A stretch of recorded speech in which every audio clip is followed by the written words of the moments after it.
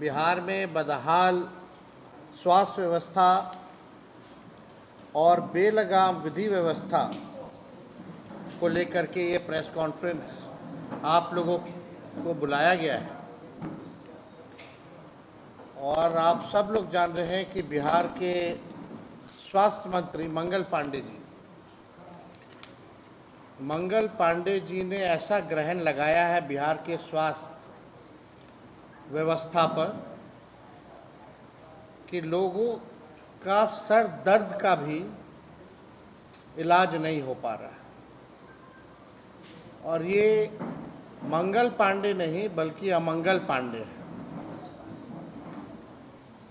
आज इसको लेकर के आप सब लोग जानते हैं कि मुजफ्फरपुर कांटी में जो घटना हुई,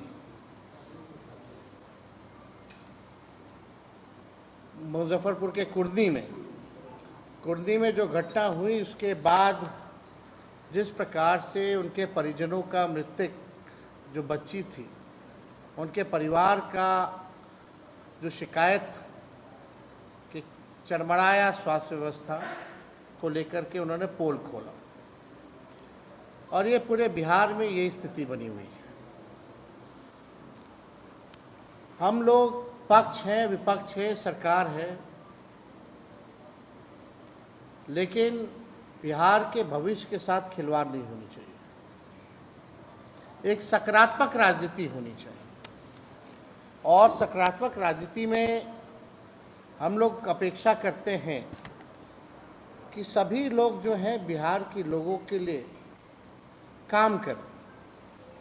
विपक्ष जो है जनता की आवाज़ है, सरकार को आईना दिखाने का काम करता है, लेकिन सरकार की जिम्मेवारी बनती है कि व्यवस्था को और बेहतर करे और आसान करे और बेहतर व्यवस्था लोगों को दे।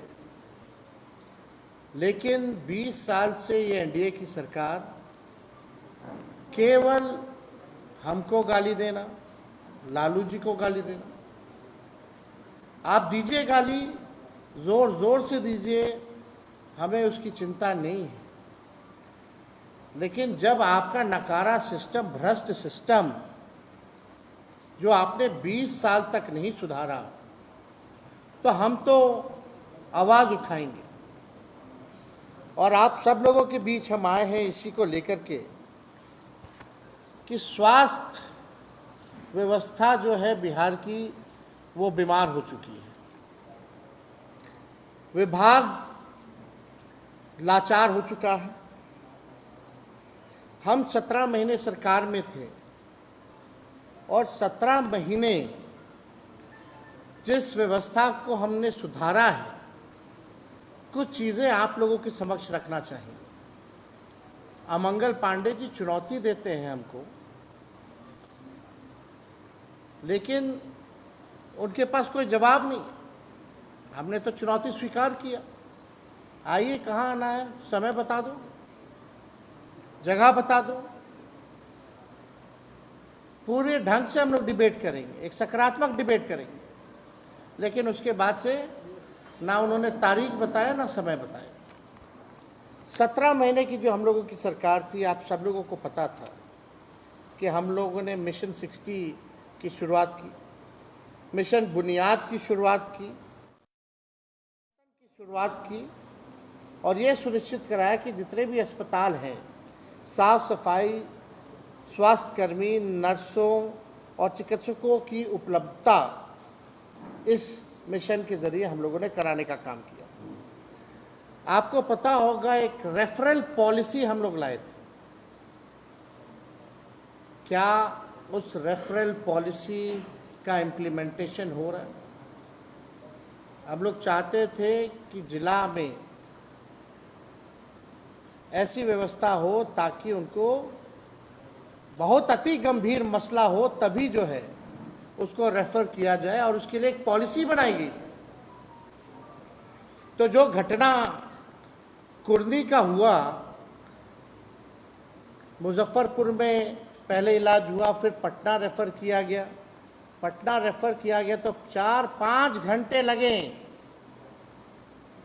और इसी चलते उस बच्ची की जान चली गई। क्या रेफरल पॉलिसी जो हम लोगों ने बनाया था, क्या उसका पालन किया जा रहा है? जिलाओं के अस्पतालों में विशेषज्ञ डॉक्टरों की नियुक्ति हम लोगों ने कराने का काम किया। स्वास्थ्य उपकरण की उपलब्धता हम लोगों ने कराई। दवाएं जो 278 फ्री में मिला करती थी, हमारे आने के बाद 611 मुफ्त में दवाएं जो है मिलने लगी।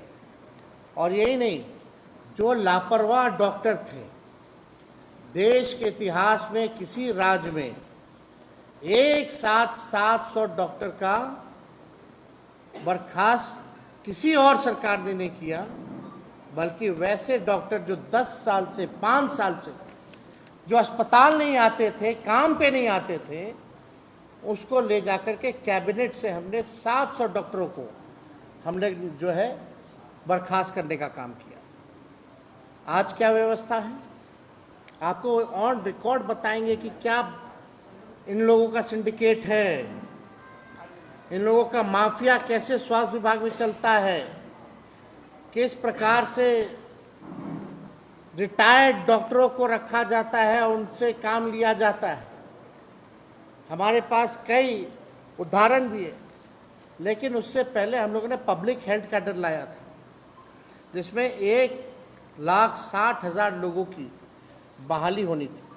हम कैबिनेट भी ले गए, मुख्यमंत्री जी द्वारा रोका भी गया।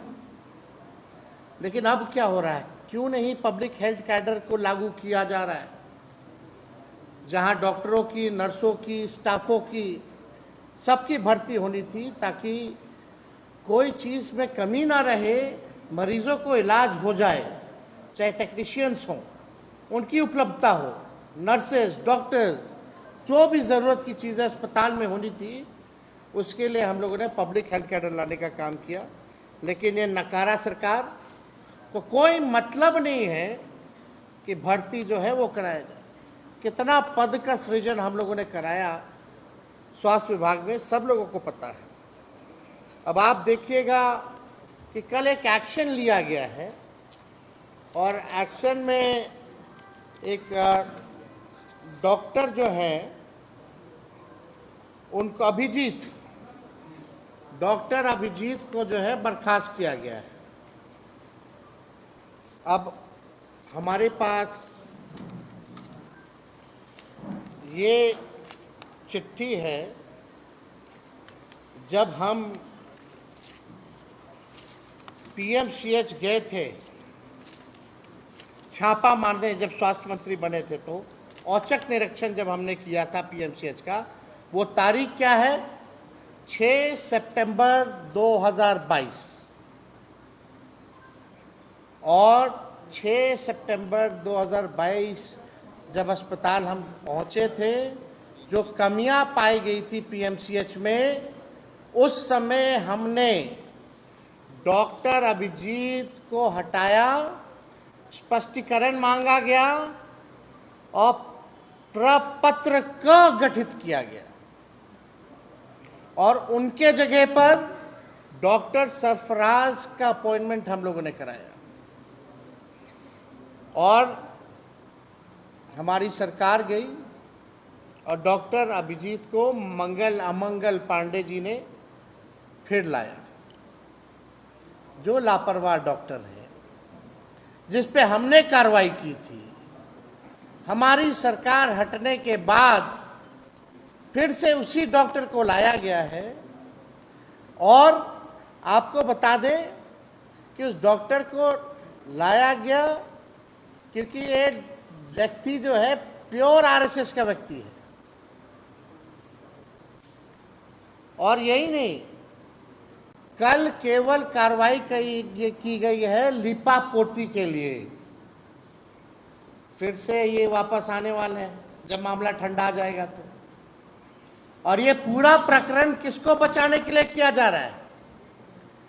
ये पूरा प्रकरण डॉक्टर आईएस ठाकुर, जो मेडिकल सुपरिटेंडेंट है, रिटायर्ड व्यक्ति है पीएमसीएच का, उसको बचाने के लिए ये दिखावटी कार्रवाई की गई है।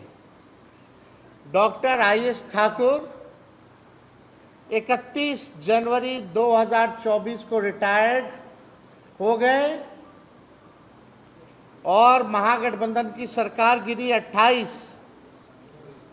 28 जनवरी को 2024 को, और आईएस ठाकुर को फिर से एक्सटेंशन दे दिया गया 1 फरवरी 2024 को। यानी हमारी सरकार गिरी 28 जनवरी को और 1 फरवरी को, यानी उनके रिटायर्ड हुए 31 जनवरी को। बिना स्वास्थ्य मंत्री, उस समय डिपार्टमेंट भी तय नहीं था, सीधे मुख्यमंत्री ने साइन किया इसके एक्सटेंशन को लेकर के।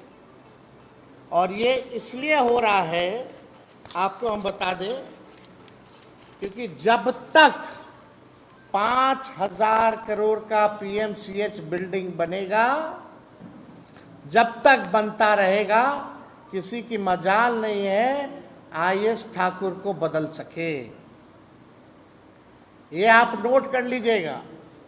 ये 5,000 करोड़ का जो पीएमसीएच बन रहा है, क्या रिटायर्ड व्यक्ति, इसमें क्या खूबी है भाई?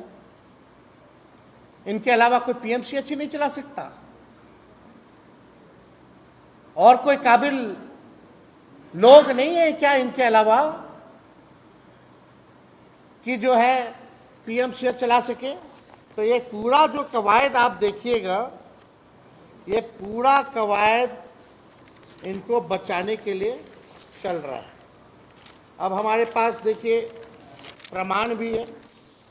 आप लोग बोलिएगा कि भाई कैसे कैसे। ये डॉक्टर अभिजीत को जब हमने हटाया था, कार्रवाई की थी, उसका विरुद्ध जो आरोप पत्र जो गठित किया गया था, ये उसका चिट्ठी है, नोटिस है।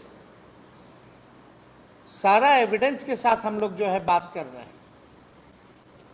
और एक अखबार में ये भी निकाला गया कि पीएमसीएच ने उप मुख्यमंत्री के निरीक्षण के 9 दिन बाद मांगा स्पष्टीकरण।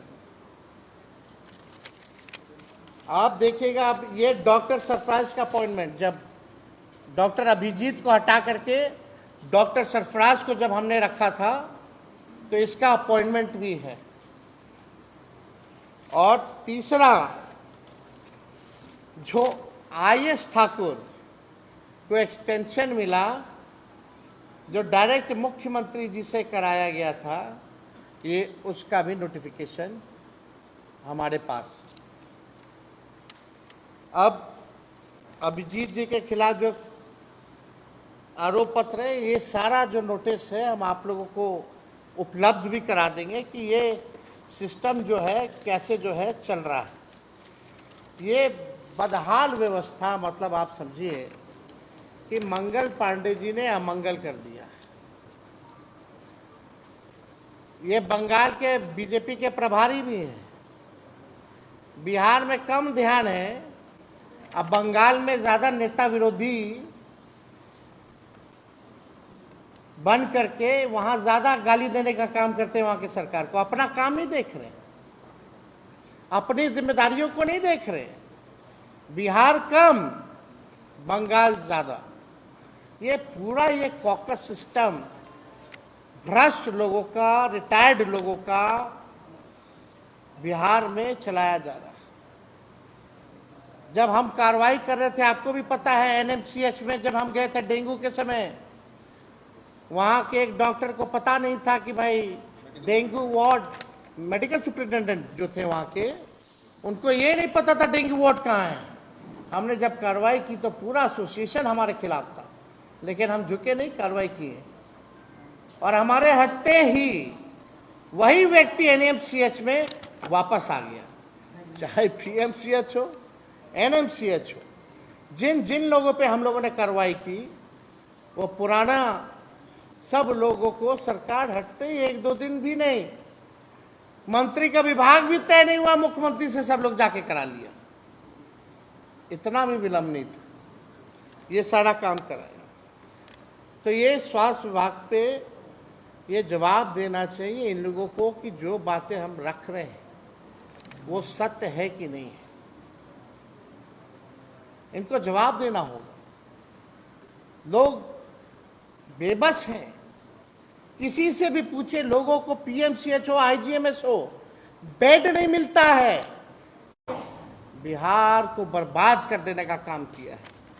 अब आइए, चारों तरफ लूट, रंगदारी, बलात्कार, हत्या ही है बिहार में।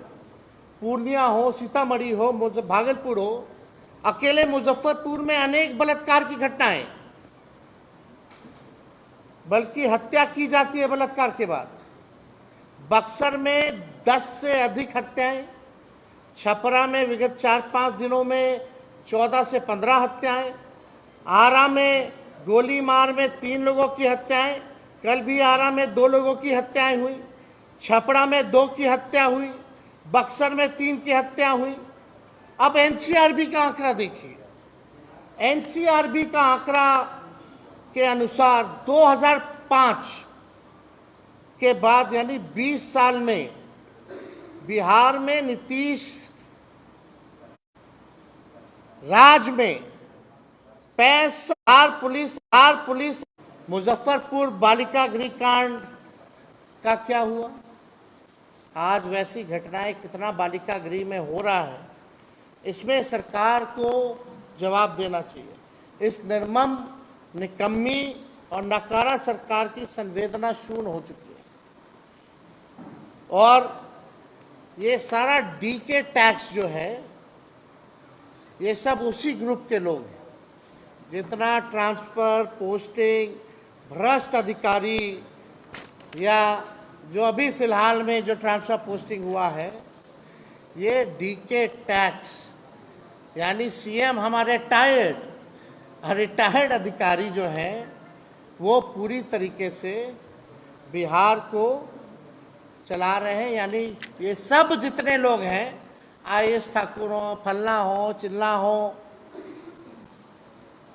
जितना ट्रांसफर पोस्टिंग, जितना भ्रष्ट लोग हैं, ये सब डीके गैंग के लोग हैं।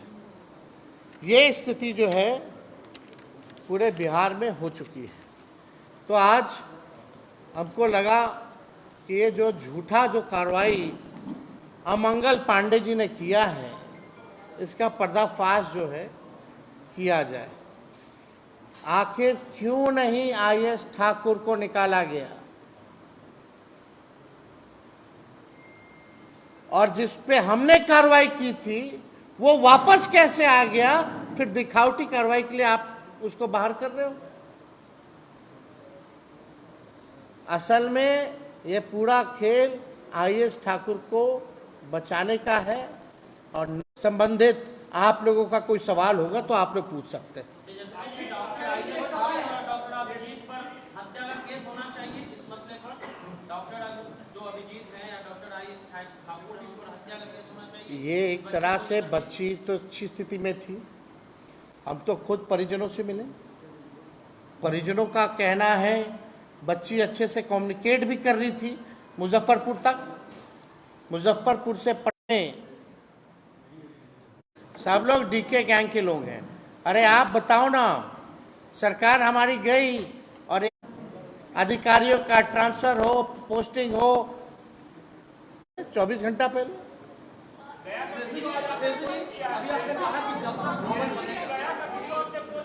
एक मिनट,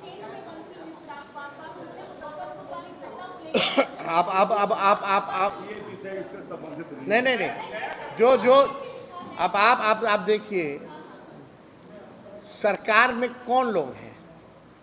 एनडीए है ना सरकार में। चिराग जी की पार्टी एनडीए में है, नीतीश जी की पार्टी एनडीए में है, बीजेपी एनडीए में है। ये लोग एक दूसरे को पत्र लिख रहा है, ये सब नौटंकी हो रहा है। इस पे इतना निर्मम हत्या किया गया और सिस्टम द्वारा जो है उसकी मौत हो गई। ये नौटंकी क्या कर रहे हो भाई? बाहर निकलो, सरकार से इस्तीफा दो। अगर तुम्हारी कोई नहीं सुन रहा तो बाहर निकलो। लेकिन लोभी लोग हैं, कुर्सी मिल गया तो अपने पिताजी की बेइज्जती को भी भूल गए लोग, पार्टी को तोड़ दिया वो भी भूल गए लोग कुर्सी मिलने पे। कुर्सी मिल गया तो परिवार को बांटने का जो काम हुआ वो भी लोग भूल गए।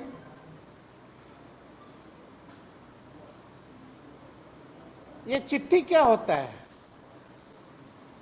अरे चिट्ठी तो मेरा काम है लिखना, और हम लिखते भी हैं, लिखेंगे भी। आप जाते हैं, मिलते हैं, आप लोग सरकारें के नाम हैं, चाहे केंद्र में हो या राज्य में हो।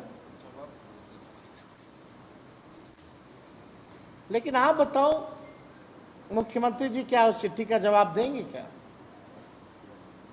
अरे मेरा चिट्ठी का जवाब आज तक नहीं दिए, तो उनका चिट्ठी का जवाब देखते क्या है?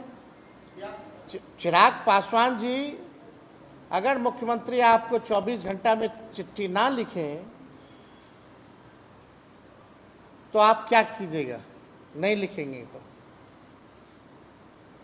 what you will do if you will not write letter back to you? ये खाली दिखावटी मिलावटी राजनीति बिहार की जनता जानती है। गिड़गिड़ के आंसू बहाने से कुछ नहीं होने वाला। रंग जैसे गिड़गिड़ बदलता है, मगरमच्छ के आंसू जैसे दिखावटी हैं, उससे कुछ होने वाला नहीं है।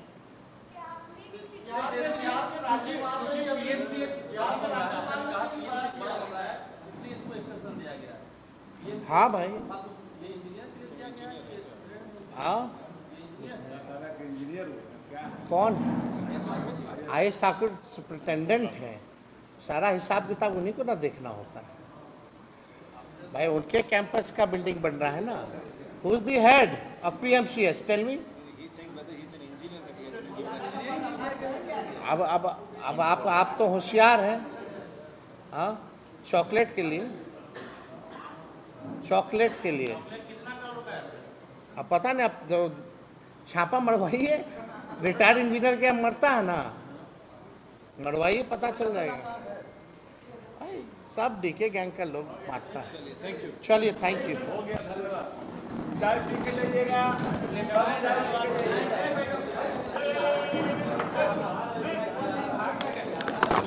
चाय